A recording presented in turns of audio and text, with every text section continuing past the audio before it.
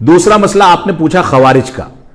خوارج کے بارے میں اللہ کے نبی صلی اللہ علیہ وسلم نے جب کچھ مسائل ذکر کیا تو خوارج میں جو ان کا سرغنہ تھا اس نے کہا اعدل، اے اللہ کے نبی صلی اللہ علیہ وسلم میرے ساتھ انصاف کیجئے.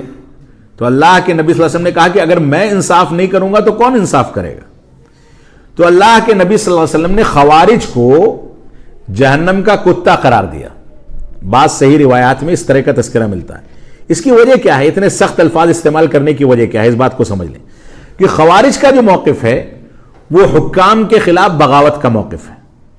کوئی بھی حکومت ہو ہم اس کے خلاف اٹھ کر کے حکومت بنائیں گے، اور یہ باغیانہ تیور جو ہوتے ہیں یہ معاشرے میں امن و سلامتی نہیں آنے دیتے، قتل و خوریزی ہوتی ہے. اسی طریقے سے خوارج صحابہ کرام کو کافر کہتے ہیں، خوارج علماء اسلام کو کافر کہتے ہیں. اور خوارج کا ایک بنیادی نظریہ یہ ہے کہ وہ آیتیں جو کافروں کے بارے میں نازل ہوئی ہیں ان آیتوں کو مسلمانوں پر فٹ کرتے ہیں اور مسلمانوں کو اسلام سے خارج کرتے ہیں. اس طرح کے چند مواقف ہیں جن کی بنیادوں پر اتنے سخت الفاظ استعمال کیے گئے، اور موجودہ دور میں خودکش حملے ہیں، یہ خوارج کا موقف ہے. اسی طریقے سے علماء کی یا مسلم حکام کی تکفیر ہے، یہ خوارج کا موقف ہے.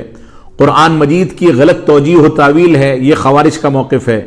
بہت سارے ایسے لوگ جو ہماری جماعت میں شامل ہیں ان کے بھی بعض مواقف ایسے ہیں جو خوارج سے ان کو ملا دیتے ہیں.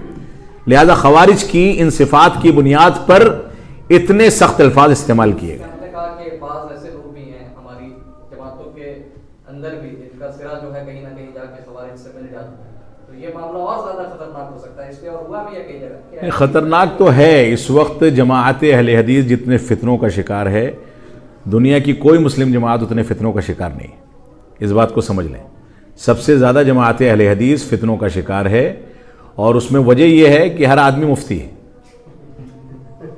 سمجھ رہے ہیں؟ ہر آدمی مفتی ہے، ہر آدمی علامہ بنا ہے، ہر آدمی ہر چیز کا حل جانتا ہے، جبکہ یہ نہیں ہونا چاہیے. ایک معاملہ اور دراصل ابھی چند سال پہلے کا واقعہ ہے کہ شیخ عبد الصغیر رحمہ اللہ کے تعلق سے کسی غالب اکیڈمی میں ایک سیمینار ہوا تھا. آپ بھی وہاں تشریف فرماتے ہیں اور باقی دہلی یونیورسٹی اور دیگر جگہ کے پروفیسران حضرات بھی، تو وہاں بھی آپ نے کچھ اہم نکات کی طرف اشارہ کیا کہ جو ہمارے سرکار سالین ہیں یا ابھی جو پچھلے 100 150 سال یا 50 سال کے اندر جو علماء ہمارے گزر چکے ہیں، تو ان کے تعلق سے کچھ کام جو لٹریچر ان کے اس پہ ہونا چاہیے تھا اور لٹریچر آنا چاہیے تھا، اس حساب سے نہیں ہو پایا جس طرح سے آنا چاہیے تھا. اسی طرح شیخ میں نے اور بھی ریکارڈنگ آپ کی دیکھی تھی جو میرا خیال ہے مہاراشٹر میں کہیں آپ نے یہ بات کہی تھی علامہ داؤد راز لکھنوی کے تعلق سے.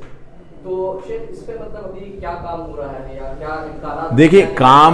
دیکھیے میں آپ کو بہت درد بھری کہانی سنا سکتا ہوں اس پر، اس کے علاوہ کچھ نہیں کر سکتا. کام جن لوگوں کا ہے اگر وہ اس بات کو محسوس نہیں کرتے کہ یہ ہمارا کام ہے تو نتیجہ وہی ہوگا کہ آپ آج اکیلے سوال کر رہے ہیں، کل 10 لوگ سوال کریں گے. جس حد تک ممکن ہو سکتا ہے اس حد تک اس کو کیا جانا چاہیے، لیکن مسئلہ یہ ہے نا کہ